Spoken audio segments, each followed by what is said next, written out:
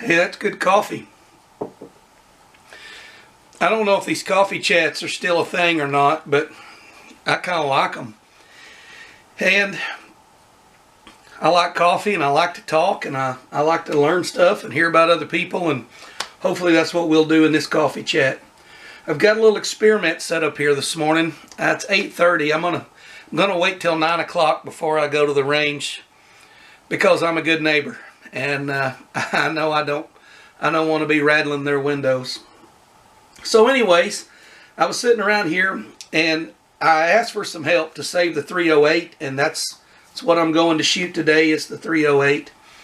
But I mentioned that I was going to be using two different kinds of brass, and I had no intentions of, using one Lake City and two Remington or anything like that. I was going to shoot them in separate lots just to see if they made some kind of a difference. But a lot of people mention it, and I knew this and I've heard this, but I never really did it, that Lake City brass, the military brass, wouldn't hold as much powder because of the thicker case wall. And some people said it would be a grain or a half a grain. And so I had two Lake City brass left over out of the 29 that I had allotted to do this with. So I've got them. And then I just grabbed two of the Remington brass because I haven't loaded any of them yet. So I grabbed them at random. And I just stuck my powder funnel in there, scooped it with my spoon until it was full. Then I took the funnel off and just leveled it. I didn't pack it down. I didn't dip into it. I tried to get them just as level as you could get them across the top. And I don't know if that'll zoom in or not, but you can see there's just barely a part of a grain sticking up in each one. So I was trying to be as consistent as possible in filling these cases. Now what I want to do is I want to weigh the cases. And we'll see. We'll see how much powder they hold. This is not scientific. I'm not doing hundreds. I'm just doing two of each because two's how many Lake City I had left. So this is the Lake City brass here, I believe. Yes, this is Lake City Match 77. From what I gather, it was made in 77. So I'm going to pour it in here and we'll weigh it up. And we'll just see what it weighs.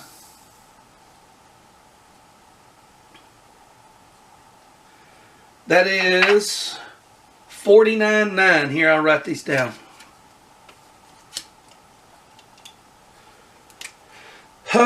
Lake City is 49.9. We'll dump that out. Let's do the other Lake City. We'll get a average of 2.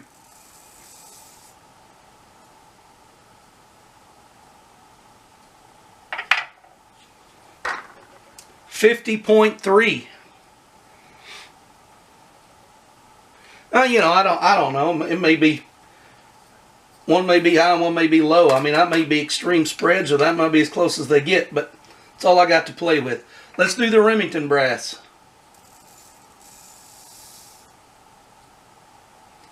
Wow, 52.4.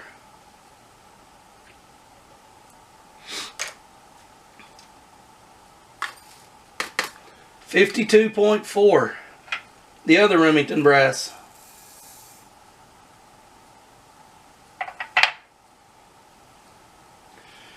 $51.4. Well, what did we learn from there?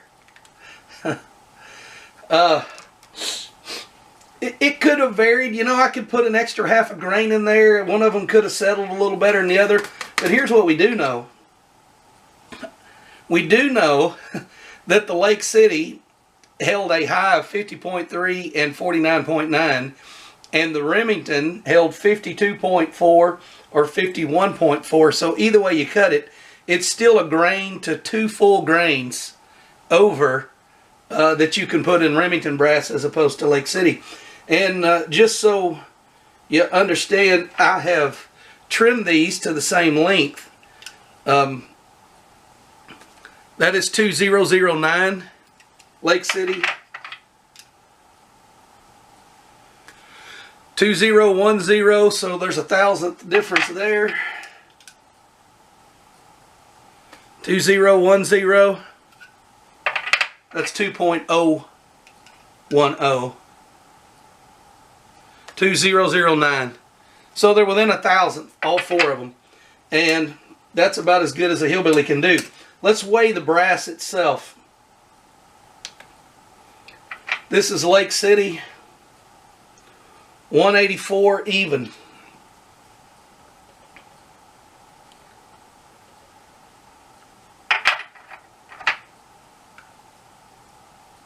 $184.6.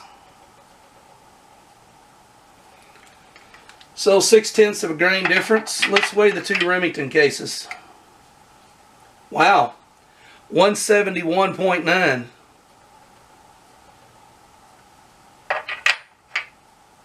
These are grains, by the way.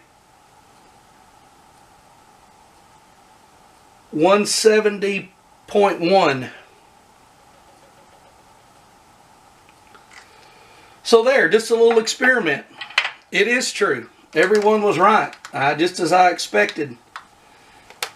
Lake City is a thicker cartridge, has thicker walls.